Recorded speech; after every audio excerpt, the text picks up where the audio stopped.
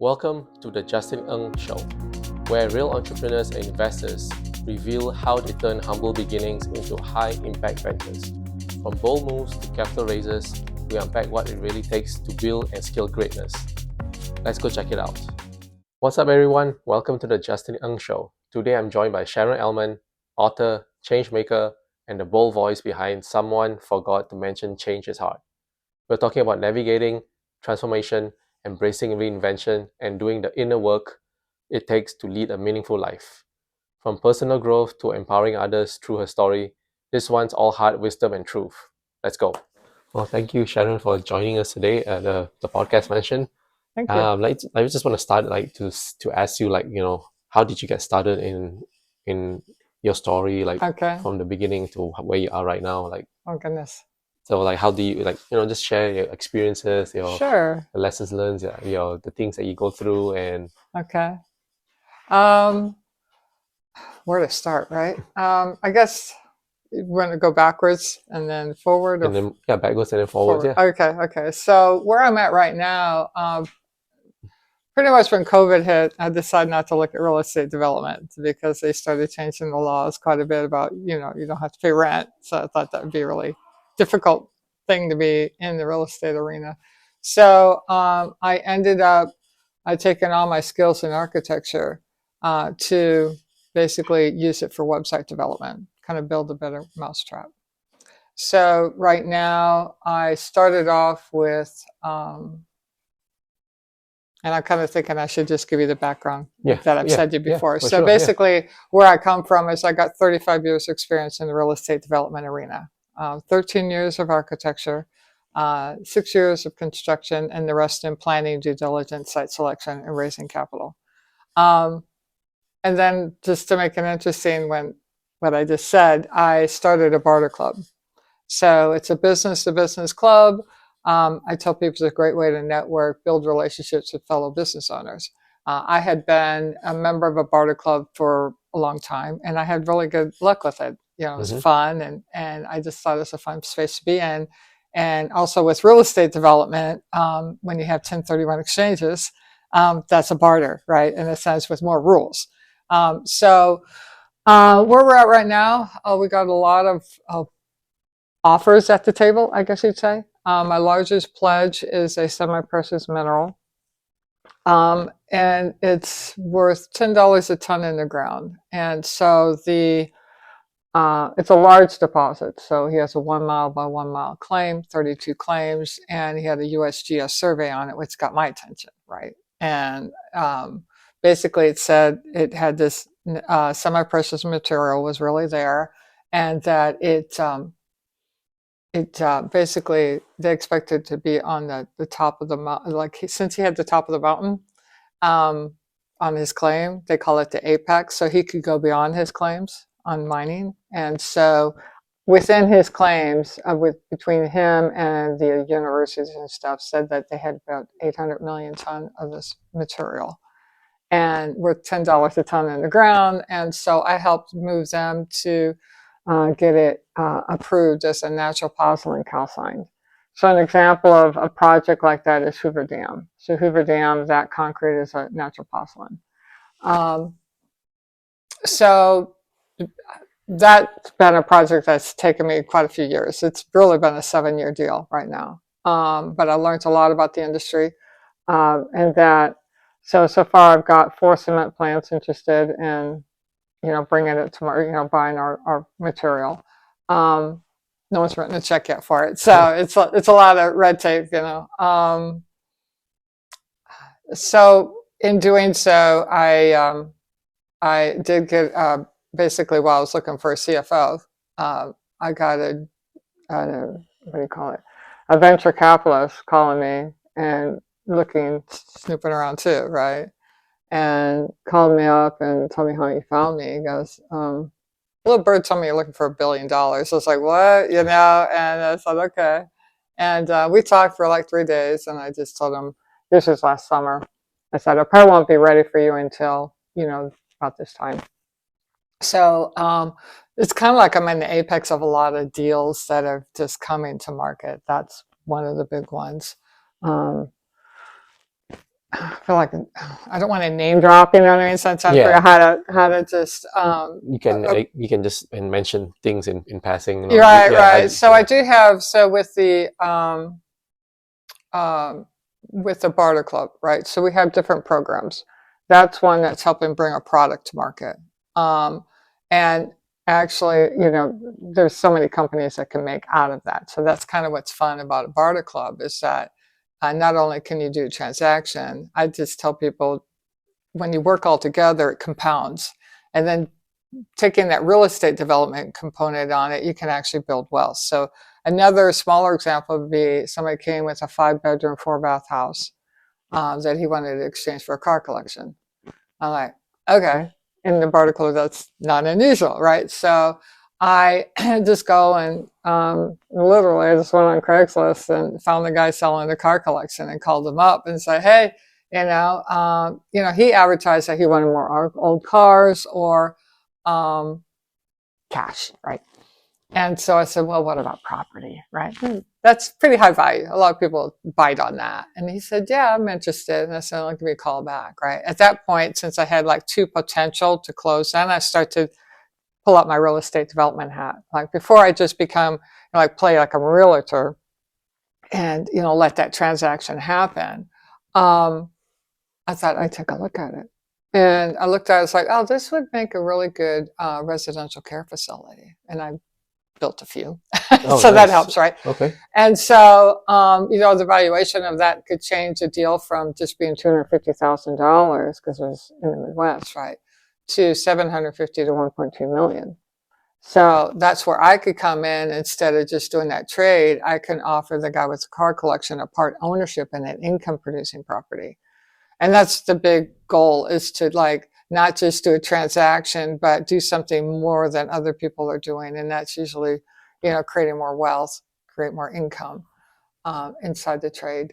And then I have one that's made for what I call the corporations, the large corporations. So where to start, right? So I'll use Jamba Juice as an example. Okay, so Jamba Juice has, and because it's kind of mom and pop thing, what they do is some of the stores, they'll help the community. So they, like say you got a baseball team, right? And you got the bats and the equipment and the t-shirts and stuff cost money, right? So what Jamba Juice does is say, hey, we'll offer you our gift cards at half price to like a nonprofit. And so, it's kind of good for the community. What they do is they say, you sell our Jamba Juice gift cards for full price, right? And people want to because, support the kids and stuff like that. And then they just add to it too, just to be more friendly. They'll say, well, like buy 4, you get 1 free. So it's kind of like an everybody wins type of thing. So what I do with the Barter Club, besides having 100% barter on each side of the trade, and let me back up a little bit too. When you do a Barter Club, you don't have to find an exact match like we're kind of talking about. What you can do is take just more work. You just take it instead of in US dollar, you take it in script. And what that is you can take that script and trade with anyone in the group. Okay. So if you do 50-50, then it would be half US dollar, half TradeonBarter bill, as I call it. And then you spend that way too. So if you go that way, you spend that way. But we don't let them commingle because that's not fair. Okay. And then what happens next? So with that whole idea of 50-50, large corporations in their corporate giving, they like that 50-50. That kind of fits into their models a lot. So then on the instead of just doing it on the club for a baseball team, right? They could come on and just list their product, right? And saying so if I sold their product on the platform, or if it's sold on the platform, they would get half of it in US dollars. And then the script would go to the nonprofit of their choice. So it kind of is a win-win again for the community. So not only are we helping business owners, we're actually, part of it goes back out to the community. In doing so, I have a nonprofit also. Haven't raised money yet. Just kind of had it set because it takes a while to get them set up. And why I did it is I was doing a lot with the community all my life, and I just never formalized it. And there were times that it really helped. Yeah. You raise the money and then you got to give it to somebody else, and then they don't have your vision, type of thing. So I wrote a book on purposeful leadership years ago, and I decided I wanted to take that a little farther. So I wrote a book, got published by Tate Publishing, and then decided it would make a good course, right? And then it kind of evolves where I want to go next with this, make it towards continuing education. So when I'm doing that,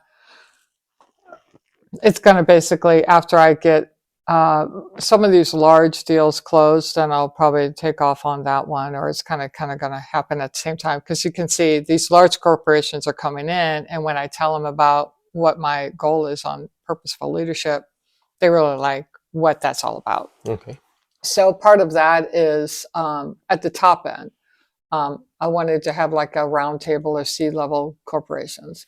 And, it's basically, my nonprofit's called School of Thought, EDU.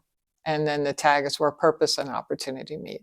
So it's basically, free thinking, but basically a spiritual walk, right? Of, C corp, the publicly held companies, they have to answer to their stockholders, and smaller companies have to still, answer to their investors a lot of times. And it's rough out there. Sometimes people feel like the only way I can stay in business is kind of cut the corner, or, everybody else is, I told them we're going to stay alive, and it's tough, and how do you marry that with, your own spiritual walk? So I thought it would be good to have a, support group in a sense for C-level people.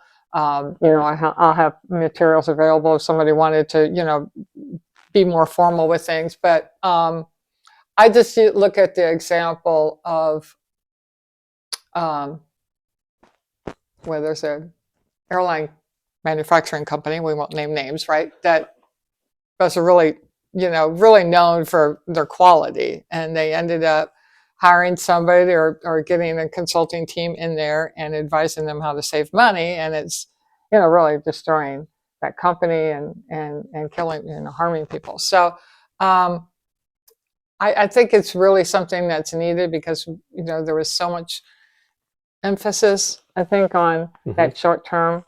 Yeah, social gains. And just really look at the long term. And I tell people, if the owner of the company is a cheat, the whole company is a cheat. It just goes from the top down. So if you really want to influence a lot of people, I just look at start at the top and just let it grow. What else? Well, let's go back to we mentioned that you raised capital for the real estate development. Yeah. So what was how did that happen? How was the process you took, and okay, let's explore so that. And it's been few, but a lot, right? So what had happened is I had developed my career long enough. I thought I would do a $5 million deal, right? And as I'm trying to tie it up, now I get a call, random call. So this isn't going to be a typical example, okay? But I can tell you why it happens this way. I get a call from a New York investment banker asking me to be the master developer on a $170 million project, which included raising the capital too, right? But they had a good client, right? So it was a quasi-governmental project, I guess you'd say. And so I don't know if they're exactly public. I think, I'm not saying this quite well. But anyway, what I did is, and I'm trying to remember what they call the rating on that when they're publicly rated and there's a rating system. So, not doing too good a job with this. But anyway, No, okay. So, what had happened is I got off the phone. The first thing I did is I said a prayer, right? Because they said $170 million project. And I said, how far are you? And they said, we're in design development. I said, okay, that means I can raise capital. The drawings are far enough along. I can go make a phone call, right? And literally, I got off the phone, said a prayer, put God first. And then, this is crazy, but I went on Google, right? Because I am just like, and what my instinct is there's a project in Portland that was a tram that goes from the bottom of the hilltop. There's this OHSU tram, right? And you know how you just hear about things, but I'm not really following. Like I remember hearing about like there's some problems with that thing, and it finally got built, right? And I was like, I want to know the developer who did that, right? Because I'm like, this is huge. If I mess up, I'm going to be in the courtroom, right? And I need somebody strong on my side. So I looked them up, found them, and I called them out. And I said, you know, hi, my name is Sharon Ehlmann, and this is my background. And I told them the basics. And I said, this is my client, potential client. I got invited, and I just told them what I just told you. I said, I want you to be my backup developer. I said, you know, and he said, okay. So I was like, cool. So I knew if I couldn't perform, I wasn't, you know, going to harm people. They just come in and they'd be on the right side of the courtroom, Yeah. everything like that. Yeah. So, and so then, and now mind you, this phone call came in the 17th of December. And I'm like, and I got the paperwork like the 21st of December. I'm like, who answers the phone 4 days before Christmas? You know, and everybody financial, you know, is on vacation from Thanksgiving to halfway through, you know, January. Yeah. I just tell people angels follow me because it just like things just happen, right? So, what happens next? So I call a REIT, real estate investment trust. Mm-hmm. Yeah. And again, tell my crazy story, right? And they're like, you know, I forgot what exactly they said. It's been a while, right? But they liked the deal. But you know, like they got to get the board together, they got to get approval, right? And then I still had to put the team together. So I think I'm calling some pretty big contractors, right? Again, no one's heard of me. I've pretty much been under the radar, and I was just going to do my first real estate development deal. Yeah, that's and so then what happens next? Then I call up a few contractors and tell them my thing, and I said, I need your A team, and I need it now. So not only do you need to come on, you got to come on with your best team. So that's a crazy conversation to have because it's like, who are you? And you know, because they got to answer to a lot. These are like probably I know they're nationwide, most of them. So anyway, and then, you know, same thing with the architect. That one killed me because it's like I couldn't take it. I wasn't strong. You know, you need a whole team, right? So that one killed me. That I had just give that part of the project away. It's like just do it yourself. You know, like just handle one job and do it out. So I had the whole team. Like, you know, the engineers, the architects. Now, mind you, when they called me, I didn't even have a company brochure or a professional website, right?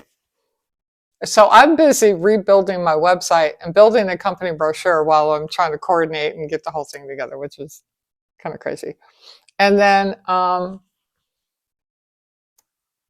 3 days before it was due, right? The RFP, RFQ, whatever it is. Now, mind you, I looked at it since they called me, I was on the short list for some reason. And I really figured they're just mad at the regular developer, you know. But I got invited, right? So that was good enough. And so but anyway, 3 days before it was due, my contractor pulled out. And this was the main contractor or the backup one, the first one you called? The first one. Okay. The first one who said yes. Okay. Backed out.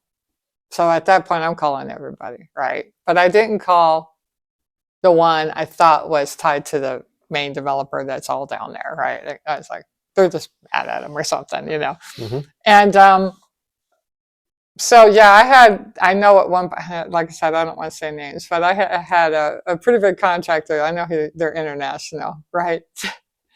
Now, mind you, I was in a split level home. I wasn't even in the office. I was just working on my home. Mm-hmm.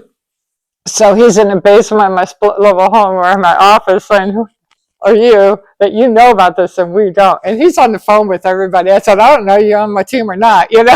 Yeah. And so anyway, it was cool. So I got I'll just say their name because they came on board. So I had LCG Pence came on board. Great pricing as my backup. and we came in, and that was crazy because it was so last minute putting everything, because all these different proposals come in, and then I had the board approved term sheet. So it was that simple, right? I say it's that simple. There was some negotiation going back and forth of what they would agree to and what they didn't agree to. So I looked at it, was easy to raise a lot of money. It was just a phone call. Yeah, I exactly. didn't like that, but that was really what it was. Because when they came in, when I got the paperwork, they had to pitch there, right? So I just had to really build the team and make sure it was, coordinated. So all the proposals from everybody else comes in, and so you've got to compile like 10 of them together and get it in. But it was last minute. I mean, I'm sitting there like, how you have energy going. So literally we hit the button to send, and we ran out the door because we're like, we're like, oh, we don't want to be like so much energy with the whole thing crashes. Yeah. Anyway, so that one, and then on the other one that was large was with the bridge. So that was a pretty crazy project. So what had happened was I was working in planning, and in the southeast of Portland, which is not famous for anything good. Okay. And I'm driving home, and I was still living in a blue collar neighborhood because I'm in architecture, designers, we don't make a lot of money, so, and planners and stuff like that. So, and I kind of liked the neighborhood I lived in anyway. So anyway, there's all these signs saying, stop the lumbar plan, stop the lumbar plan. I was like, good God, what's this city of Portland doing to the poor business owners on Lombard now, right? So instead of just driving home, I know something about probably what's going on, like I maybe could help, but they're probably too late, right? And that's what I figured I'd do. Just pull over, Sharon. At least they're heard. That's kind of what I thought I'd come away with. Like, sorry, you're too late. It's that little sign that, you didn't pay attention to, right? Yeah. And so they said, yeah, the city of Portland, now mind you, Lombard is a state highway, okay? Has no off and on ramp though from I-5. So it's hard for that neighborhood to make it when you don't have good access off and on the highway. Oh, okay. And when you have these they're blue collar, okay? So blue collar businesses in not the richest neighborhood aren't really the favorite place for people to stop and do business. It happens more in ethnic neighborhoods because there's some kind of community that they want to, like you can't get it anywhere else type of thing. But they wanted to take all this parking off the street and change it into bike lanes. I'm like, these businesses aren't making it very well at all. Now you're going to make it hard for them to park too, because they don't have any off-street parking like the national franchise. So I'm like, this is going to kill Lombard, right? So, and then they told me about a lady that was kind of spearheading it. And she was at like the Lions Club or some kind of thing. So I just kind of made a point of stopping by. I think Kiwanis, one of the two, right? So I walked in there, and they're all there, and I met her afterwards, and she said, we had a meeting. We just kind of started meeting. And so I said, we don't have time to raise money. And the people on this street don't have any money anyway. They barely got their doors open. Let's just do it. So we just wrote to the city, and, that's what we do, right? And we got it turned back. And so we got all the parking of that idea put to the street to the south where it was safer anyway, right? And that's where the bikes are anyway. And so in a weird way, it's like we saved Lombard, but no one knew it. And it was like a team of about 5 of us, just kind of part-time, just helping out. And so that's what I always experience. It's like there's people in the back always doing things. And then you hear on the news, like these big bad people, it's like, I don't know. I don't know them. I don't meet them. So she kept on talking about this bridge. And it was kind of funny because her and I, we shared the same name, both Sharon, right? And we're kind of opposites on everything. I'm blonde, she's brunette, just everything opposite politically, everything, we're both sides of the fence and everything. But whenever it came to a project, somehow we agreed, right? So she kept on talking about this bridge. So I was, my bad ego, what are you talking about? Bridge, because she was just annoying me more than anything else. And so we met, and she had all of these papers like covering her house, right? And I'm kind of going through it, and I was like, Sharon, you really got something here. So what had happened, she wanted to propose, she was trying to bring this idea to ODOT, Oregon Department of Transportation, to build a bridge, right? Doesn't everybody, right? Wow. Okay, That's so random, right? But she's very, a visionary, I guess you'd say, anyway. So, but her political clout didn't follow her. She was a residential realtor in North Portland. Okay, that has no clout whatsoever, So no one would see her coming, no one's respecting her or anything because she's not like known, right? So basically ODOT though put something in writing to her, and I'm paraphrasing, but it said basically, good idea, Sharon, go do it yourself, right? I'm like, you got permission to build a bridge. Not really, but I mean, it's a good start, And so I just said, one, I don't like when people are dismissed. Just kind of irritates me.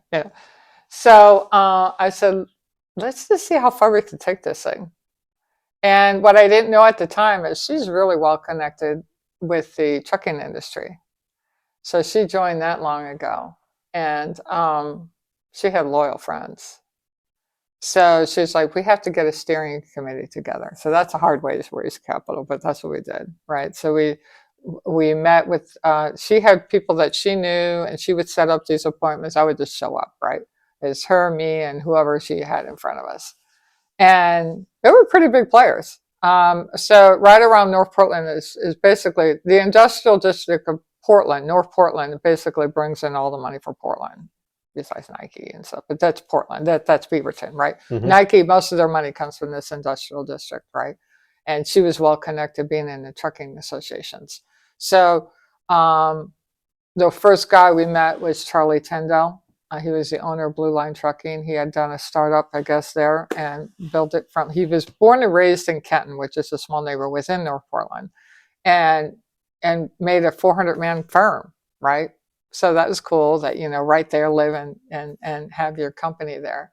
So we met for breakfast and he started drilling me, right? And I was just like, it was fun. really okay. And it was like, we're still there at lunch. He's still just like, and asking all these questions. And then went to his office. We're looking at these maps because, like the bridge and all this stuff. And he came on our team because to do a steering committee, he's basically, his company, himself and his company is being represented in this group we're starting. And so she set up like 12 different meetings, and there are different people, like there could be a politician, I say out of work, between jobs, that happens. And, or a banker, or, it was like all these different people in around this area that were influential people. And so I was interested in, making this a coalition in a sense. It's like, if we're doing all this and we have this idea and we're going to be presenting to raise money, we have to be a corporation or a conglomeration or whatever to take it, right? And she kept on trying to give it to the state of Oregon. I'm like, it's your vision, honey. It's like no one's going to do your vision like you are. That's my opinion. Maybe somebody else don't have that opinion. But so I was, basically trying to finalize it. So we ended up having a bit of a feud. Like I said, we didn't get along with everything. So things were getting kind of bad in the meeting. So I ended up kind of stepping back because I thought this thing is too big for me to stop it or be in the way and stuff like that. But before I did that, she had me meet, and you're talking about raising capital, right? How she knew about these meetings. I guess, you just look on these publicly held things. But anyway, she had some meetings she wanted me to go to. I step in and it was full of investment bankers. And how I found out is when somebody said it would take $1 million to put a proposal together. I'm like, what? It's like, there's a lot of money in this room. So I just worked the room and pitching what our ideas were and getting cards. And so there were all like investment bankers in the room. And so, so I'll go back to our group meeting. Now it's crazy. So I-5 is a mess when you go between Portland and Oregon, okay? And there's a little island between, we call Hayden Island, and I've been gone for a while, but it's like Janset Beach, right? She would make our meetings at 5 o'clock on a Friday night. And these people showed up. And we were sitting in traffic all afternoon to get there. And because they all needed this traffic issue solved. But she's that political side of things and Oregonian, you know, to try to make a point that she did that. It was pretty amazing. So I kind of got lost in the sauce a little bit. So anyway, when I went to that meeting with these cards, and because I set up a meeting, and that was interesting. Call up a big player like that and set up a meeting. So I had Merrill Lynch and Lehman Brothers. Wow. And Lehman Brothers set an appointment, right? So I'm going, hey, I got a meeting with Lehman Brothers up in Seattle. Anybody want to go, right? And no one seemed to want to go. So really, I guess I'll go myself, right? And so I'm going up. Now, mind you, no one's getting paid. Everybody's going into this room for whatever reason. I was like, I'm not that busy, and it's kind of fun. And I'm trying to get to the money. I have no intention of working for free for very long, right? So I'm driving up to Seattle trying to raise the money. And basically what was fun about that, again, angels, I sort of follow me. But anyway, so I'm in the elevator doing my elevator pitch in the elevator. It felt so textbook. I was like, oh my God, I'm doing the elevator pitch in the elevator, right? And as soon as I get done, we're at the top floor, whatever we're at, and the doors open. I was like, man, perfect timing, right? So I walk in, and turns out the guy I was talking to in the elevator is one of the guys I was meeting. Oh, so nice. It's like, that was nice, yeah. You know? And then, so it's like crazy. It's like 4 people, it seemed like. Now, remember, this is from my perspective, what I saw, but I think there was like 4 people that ran the public side for the West Coast. I'm like, they're managing a lot of money with a very small team. And so I met with like 3 of them. And as I pitched it, they go, your project is like the Lehman Brothers. I mean, like the Tacoma Narrow Bridge. And they said, you need an international shipping company. And you get an international shipping company on your team, we'll publicly support you, right?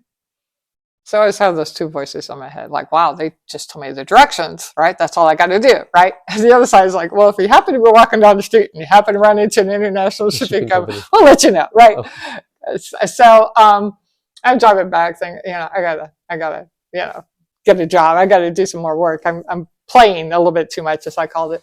And so I'm back drafting and drawing or whatever on the side. And I always kept my radio open. I mean, on, you know, talk radio, keep me company. Yeah. And so all of a sudden they said something about Sam Adams, which he wasn't the mayor yet. He was like the city council, right?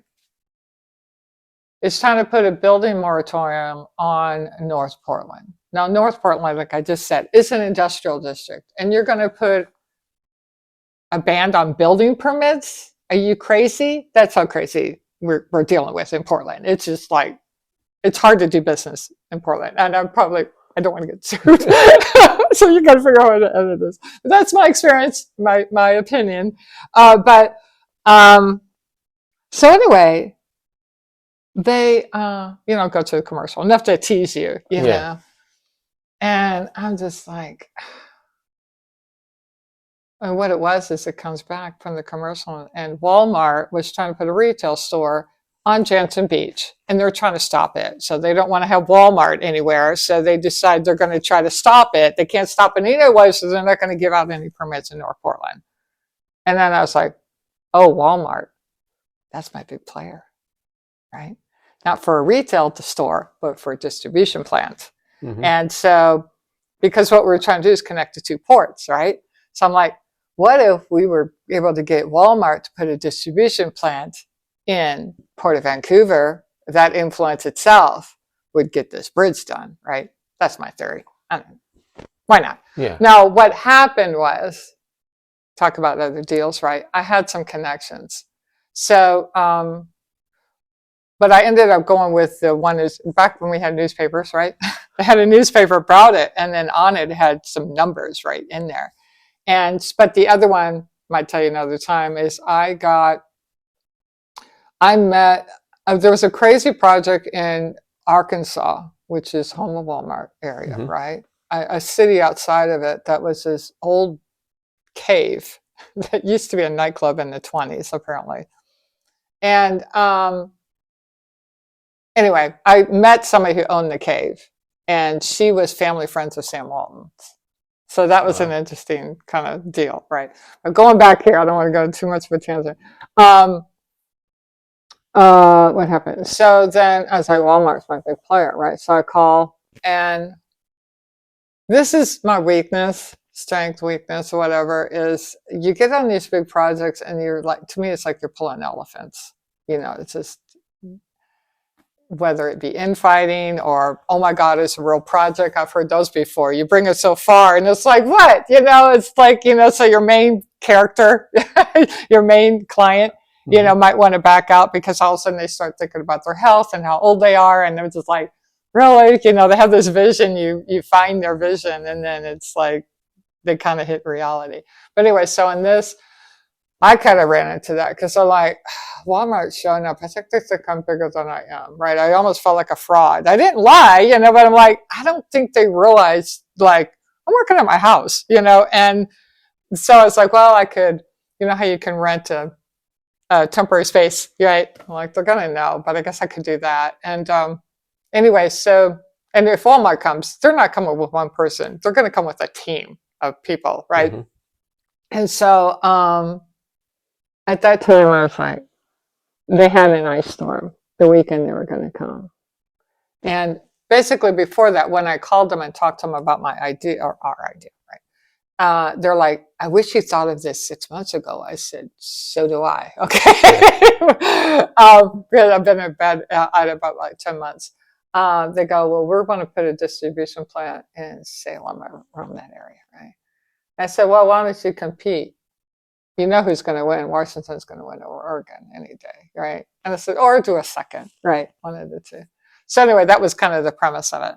And then there was an ice storm, and there was a lot of infighting. So there was some infighting happening. But at the time, we had got this guy, Len Larabach, who was kind of a regional union leader, I'll say it that way, right? And we put him as the head. We asked him to be the head of our steering committee.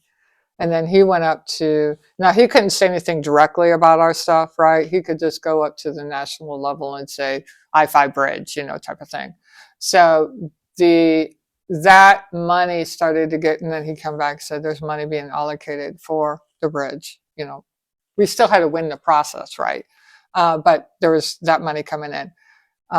Katrina hit, so the money got diverted down there. So that you tell you the timeline when that happened. Was that long ago? Okay. Yeah. And then so what happens in the so the benchmarks we made, though, we were meeting with some federal officials, and we're letting them know what's happening, right? Because we're studying the paperwork of everybody else doing stuff, and we're like, look at that. I don't know if I believe that, right? And so what they did is they went back and said, I don't remember who to, but I think the city, I don't remember what department they went back to because it's been a while. But they said, basically, I don't care how much money you spent, you got to reopen the decision-making process of where we're going to locate this new bridge, right? Because they talk smack about our idea and put us, and there's a point system, there's a grading system. And I'm looking at the grading system, it's like, there is nothing in there about economic development in the grading system. I'm like, ours is an economic boom. But for whatever reason, how they were scoring it made us look bad. So we were still not part of the other steering committees out there that are getting paid the big bucks, because we're just a group of people, literally grassroots, I guess you'd say, right? So we're literally in line. We were these annoying people that wait in line. You get 3 minutes to talk to the powers that be, right? So we had like 5 of us or 6 of us always presenting. So I presented to them about the economic development that we could do, having it between the ports like that, and asked them to put it into their decision making in their scoring, and they did. And we went from last to like first. Nice. Yeah. So those are the things that like been part of things, and there ends up being a team. And then, so when the money finally did come, our group was, pretty much apart. There is one guy that I met later. So, okay. I had to, this went public, so I can say this. So Sharon, when I stepped back, right, because what the argument was is I learned this trick, and if this, I hope you edit all, I mean, like, cut this, it's a long story. So in architecture, you learn little tricks of how to draw, right? So what we did in planning is we would take a map and we would go like to FedEx and just blow it up, blow it up, blow it up, blow it up. So it's huge. And then we would trace it, right? And then we pop it back down. And so you have all this detail, but it's in this small thing. So it looks really good, right? So I did the same thing. I took this big map of, where the Columbia River is and all this and how all these roads and, like all the people affected and all this stuff. So I did that. And then I laid over all this stuff and I made a little brochure, right? Well, since I wasn't making any money, I put my little my little logo on it, right? Ehlmann Development, da, da, da. And she didn't want me to do that. I'm like, Sharon, get a little work out of it. Come on, it'd be nice, give it to the world, right? And so we're going back and forth. I said, anybody could take this, right? You don't have a logo on it. And, the trademark. So I wouldn't take it off. I forgot what you call it, the little copy, basically. I did this, right? And so what was interesting is everyone was agreeing with me, but they were not going to throw her under the bus. And I respected that. I was like, that's loyalty, right? So they were talking to her on the side, but she wasn't going to. So I decided, this is getting a little ugly.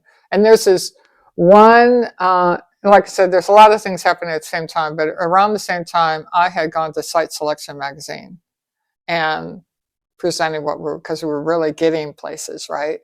And they were trying to show up, and I'm like, they can't see any infighting, right? So that's when I kind of stepped back and didn't say anything. I just okay, let them do that. But so when I did that, she kept on bugging me to give her the drawings and stuff. And I didn't say anything. I let her use it, but she, as an architect, she put what I thought ugly graphics on top of it. So that annoyed me, but I'm like, I believe in what she's doing. I'll let her do it, right? Whatever. But what happened is the competition, and it went public. So I presented to, anyway, T.L. Evans took our stuff and put it in their paperwork and dogged us, right? Now, mind you, she kept on bugging me because she wanted to go after him. Like, give it to me. And I was like, whatever. I told you, And so one time she kept on begging and says, just present. They had this thing in Washington, like, whatever, these officials, right? Because D.L. Evans designed the bridge at the wrong height. And they wanted money to redesign the bridge at the right height. Okay. And I had a problem with that. Because I had seen, I don't know who, I don't know what company, but I had heard people laughing about the fact that they don't care if the bridge don't get built. They just make money, engineering money. I'm like, these people should need to be in jail. And so I presented, and I told them, a lot of the backstory, and I just told them I was part of, and it was called Economic Transportation Alliance. It was informal, I said, I was part of that group for 10 months. This is what we did over a 10-month period of time, which I thought was pretty awesome, right? Then years later, didn't seem like much had happened, right? And I said, basically, showed them what they did. Here is our original work with the copyright, whatever thing on there, right? And this is here, and I'm asking them, cease and assist on this. You're misrepresenting us, and you're using my work, right?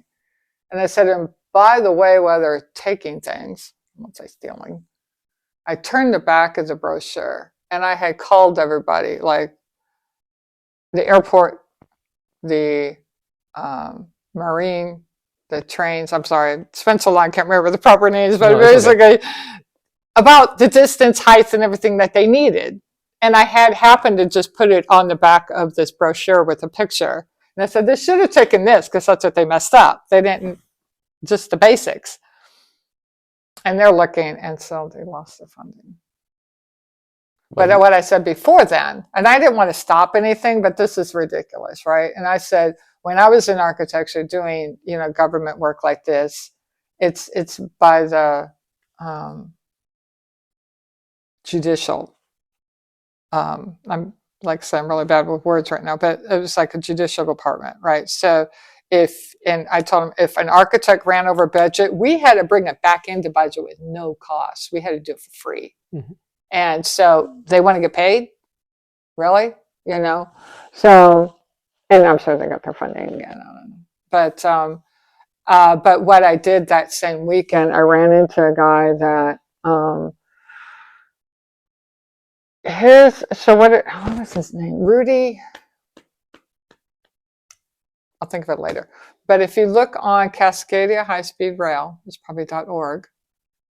He's like this engineer, and he was drawing all these buildings for high speed rail, right? So he had a similar plan going on, and so I kind of jumped ship with them. Kind of had this meeting literally in a Denny's, right? Yeah. All these big plans were in a little Denny's, and we had decided that he's drawing all the drawings. Why don't we just step back, right? Because we're too grassroots. They don't want to listen to us, right? And let him get accepted by the state. We'll have all the drawings, and they'll take it as a master plan. If I ever want to get involved with it again. So anyway, that's kind of the approach of things is, you kind of, it gets political. You try to stay, at least I try to stay out of it as much as possible. What are some other raised capitals? Those are the big ones that were kind of crazy. But so the people that you brought into the project were the ones that come in with the expertise as well as the money. They were injecting. Well, the money for the bridge was come from the federal government. Okay. So how that happens, we built a steering committee, right? And then we got a big player at the top, right? And that was Lynn Lauterbach, because he was, influential with the unions. And then so he just went up to the top. He knows all the politicians up there and just talked to them. And that's how you got. You were able and that's where where it would be. We would still have to present, right? Like he came in and did that for us, and so if we formalized it, right? I was having people sign to join the steering committee officially. I mean, it's crazy, 12 people just showing up and nothing in writing. We're just like, hey, we got a need here. Let's all talk and have dinner, right? And then we were just going out. Everyone, like a lot of people were talking to like the Marine. So we had everyone. It was so funny. Like every major component you could think of, like I said, the Marine, they knew what we were doing and in favor of it. And we had the air people. I really can't believe I know these words. So we had a lot of support, but we weren't the official people paid to do this. Does that make sense? We were just coming in as a random group on the outside. And I looked at this plan that she had, and it really looked like a master plan that got lost years ago. I was like, gosh, I don't know where this goes, because all the right-of-ways were right there. I mean, everything was perfect. And see, what they were trying to do is take down the I-5 bridge, and it's the only bridge besides this one way on the other side of the town. I mean, it's the only bridge off and on Jantzen Beach. I'm like, it's a hazard not to have a working bridge or have a half being constructed bridge all the time. So I told the group, I said, the other steering committee that's getting paid, right? I said, go ahead and do your bridge. I don't care, right? But do ours first. So you have two bridges to work with. So ours is what they call multimodal. So it would be train, high-speed rail, car, truck. Okay. And so we had lots of meetings about, are we going to be high-speed rail or not high-speed rail? Like this, because of the politics on both sides of the river. So we had decided to make a high-speed rail friendly. But I don't think I answered your question. So your question was exactly, how do we raise money? So it's basically just building a team and knowing the right people and just going through the channels, right? So the biggest thing I learned is, if I want to influence you, I don't find you, I find your boss, and you get a directive. And that's the good old boy system. But I'm like, it's a skill set. That's all it is. It isn't like you can't be part of it. It's just, I guess, finding out who your boss is. Yeah. And then presenting. So that's why we got so far with it, because we were going to the feds when the city of Portland was not, they had their all figured out. And we felt like we weren't being heard. We only had 3 minutes of time that we could talk. we couldn't get into the other rooms. But I had met another guy that he would just sit down, and his name was Bud Logan. He's now passed. But he would, I guess it's almost like a lobbyist in a sense. I don't know if he did things officially as a lobbyist, but he would just sit and meet the politicians and talk to them.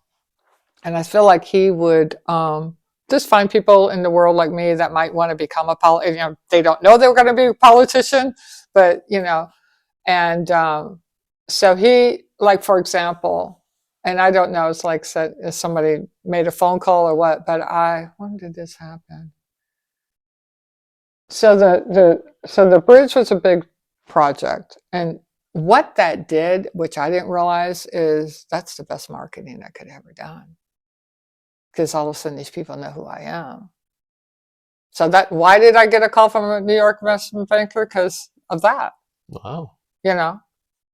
And I was just trying to help, you know, like this is a need. I'm just out there trying to, you know, make something, it'd be nice to make some money on it, you know, and stuff like that.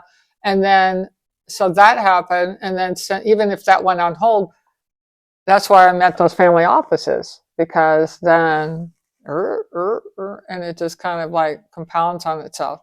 And I talked to a developer when I was in architecture. I said, how many deals on average does it take to land a deal? He said 12.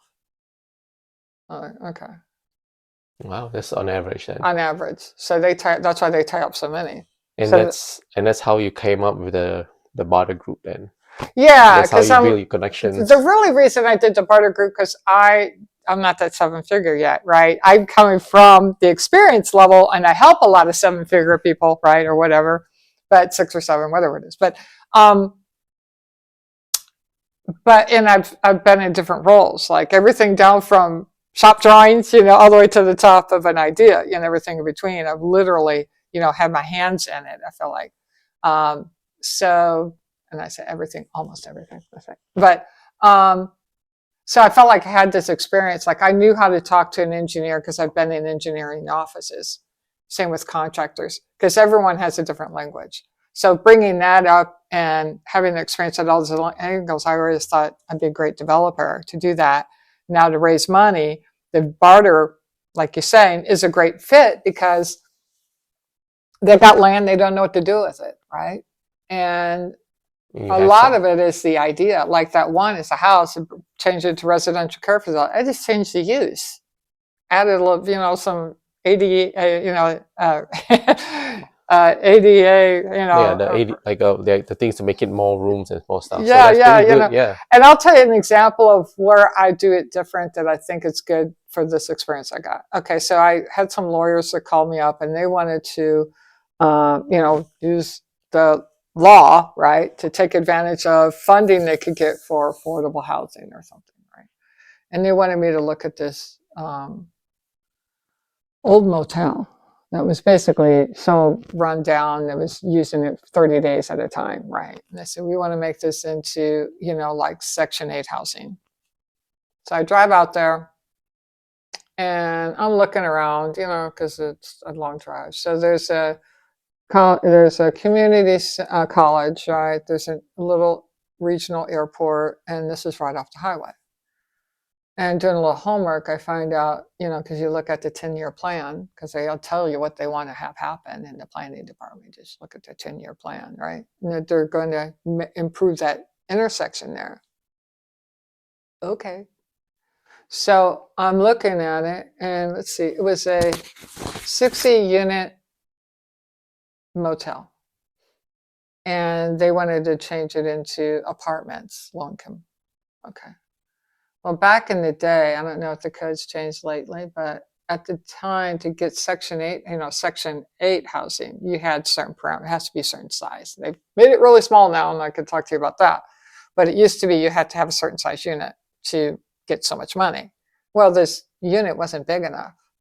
So I said, well, if you want Section 8 money, you're going to have to lose half of your unit. You're going to have to take 2 units and make it into 1, right? Yeah. So your 16-unit hotel turned into a 30-unit apartment complex, right?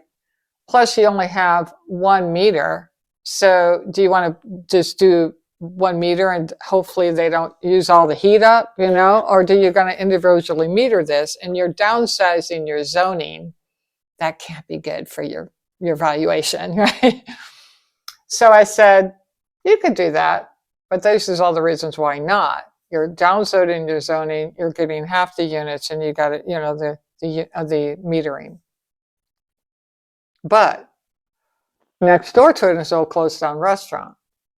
Across the street is a community center that has no dorms. What if you made it into a dormitory, worked with the community college, and we could put a continuing ed over there, right? Remember I told you about community ed, right? And we could have it that could be a dorm, like we could put some classes in that restaurant probably too, if we're trying to hustle it. And then you can have food for the dorm, and you have double density. So you'd have, instead of a 60-unit motel or a 30-unit apartment complex, you'd have a 120-unit dormitory. Wow. It's exciting, yeah. Yeah.